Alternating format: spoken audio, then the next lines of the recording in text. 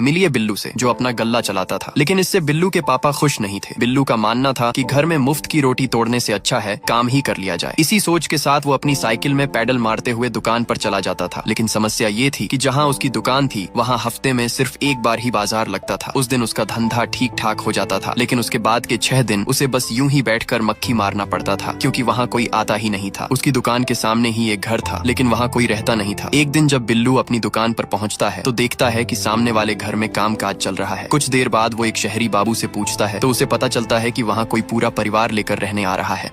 अब कुछ समय के बाद बिल्लू के दुकान के सामने कुछ लोग रहने आ जाते हैं और उनमें एक लड़की भी होती है, जिसे देखकर बिल्लू अपने हाथ में हथौड़ा मार लेता है। तभी अचानक से बारिश होने लगती है। कुछ दिनों बाद बिल्लू जब अपने गल्ले में बैठा होता है कि तभी उस लड़की के पापा उसके गल्ले से चॉकलेट लेने आते हैं, लेकिन उसके गल्ले में बस सुट्टाबाजी का ही सामान रखा होता है। और जब वो दोपहर में पानी छाट रहा होता है तभी वो लड़की अपने भाई को स्कूल छोड़ने जा रही होती है। और जैसे ही वो उसे छोड़कर घर आती है तो अचानक दोपहर के समय बिल्लू के गल्ले पर पब्लिक आने लगती है। और अगले दिन जब लड़की स्कूल जाती है और दोपहर को घर पहुंचती है तो बिल्लू सो रहा होता है। पर तभी एक लड़का साइकिल में जल्दी जल्दी आता है और वो सामने घुस जाता है। तभी अचानक से पूरा टोला आ जाता है और बिल्लू के गल्ले से सभी सुट्टा का सामान लेने लगते हैं, जिस कारण बिल्लू की मंदी में भी जबरदस्त धंधा होने लगता है।